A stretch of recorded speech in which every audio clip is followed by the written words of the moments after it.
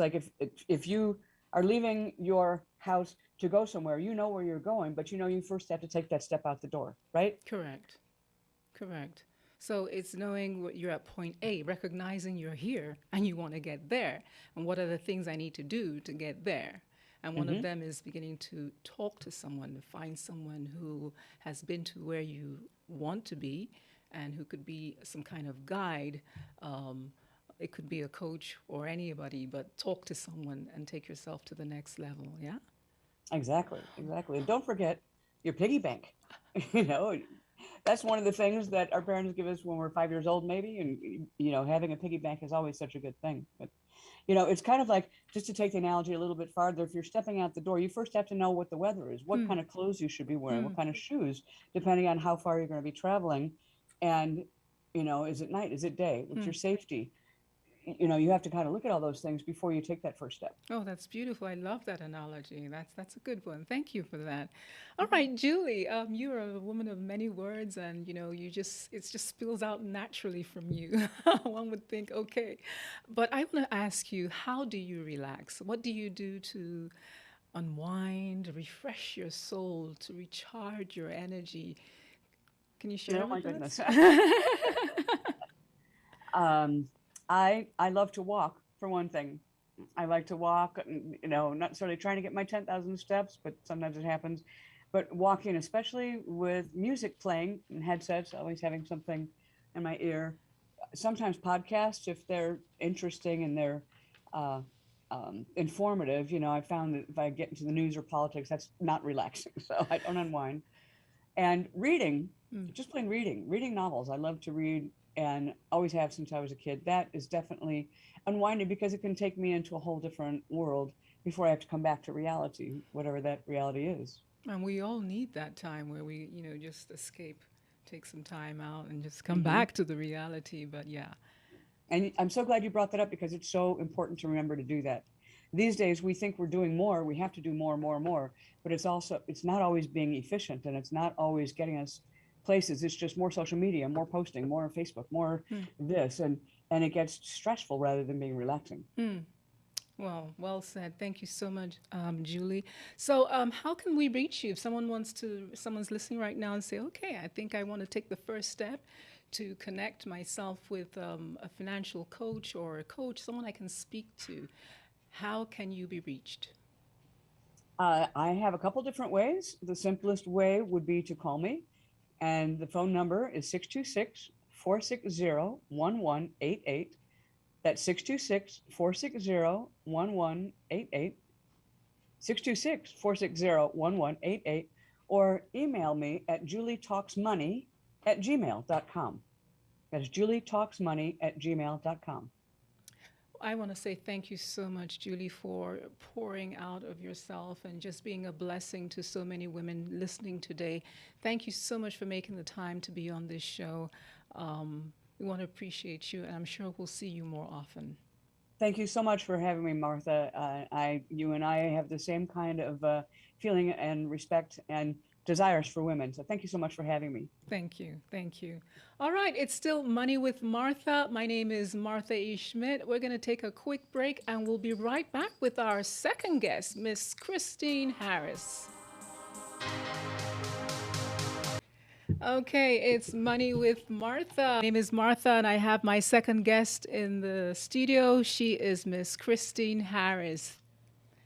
Thank you for having me. Oh, absolutely. Thank you for joining us, Christine.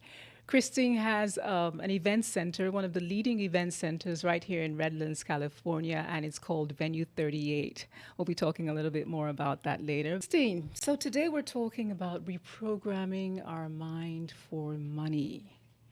Reprogramming our mind for money. I'm just saying that gently so that it just registers. If you're just tuning in, that's what it's all about today.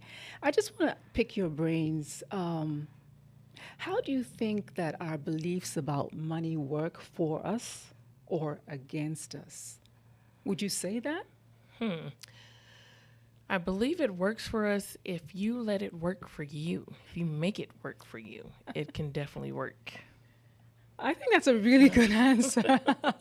That's just putting it out there. You know, if you want it to happen, It will happen, Yes, right? most definitely. Yeah. I make my money work for me Tell me about and that. not me work for my There money. you go. There you go. We want the money to work for us. We don't want to be the slave to or for money.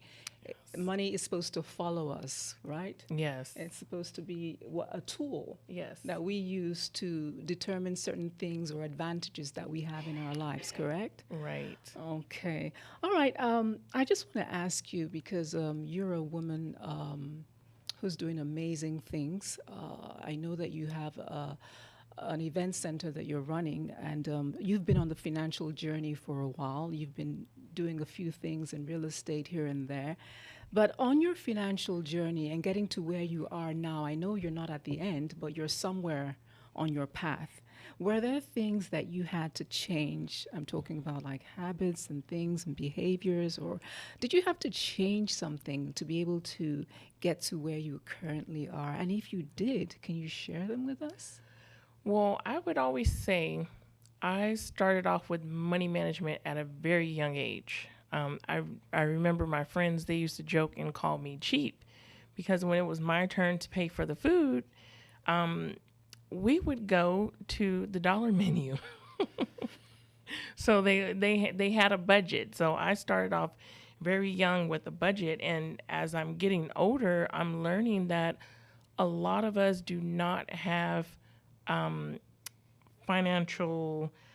We're not in control of our finances. I actually didn't know anything about creating a budget until I was in my 30s. So creating a budget and setting a budget for yourself definitely helps. For me, I'm a budget shopper. I'm not into the nice fancy purses and shoes and things like that. So I think that's how I'm able to save and manage my money. I think that's so key because, like you said, a lot of us don't just grow up with that mindset that we need to have a budget or even, take charge of our finances. We just kind of like, okay, most times it could be run by someone else, and we don't know. Especially as you Right. get older, you get married, and things like that. You leave it to the husband, and we just sit, to kind of like take the back seat of our financial Right. lives. We're not really there. We don't know what's going on. We don't even ask the questions because we feel, okay, I don't want to bother my pretty head. But that Right. pretty head is losing money on the table. Yes, yes. It's funny you mentioned that. I have a gym partner, and she was telling me that her dad paid for everything. The mom didn't have to take care of anything. He took care of everything, and he just recently passed. And she did not want to pass that along to her kids. So when she got married, she didn't know how to pay bills. So that was something that she took charge of. But I think for me, the benefit was growing up in a single family home. Everything was on my mom. So I was able to watch and observe how she did things.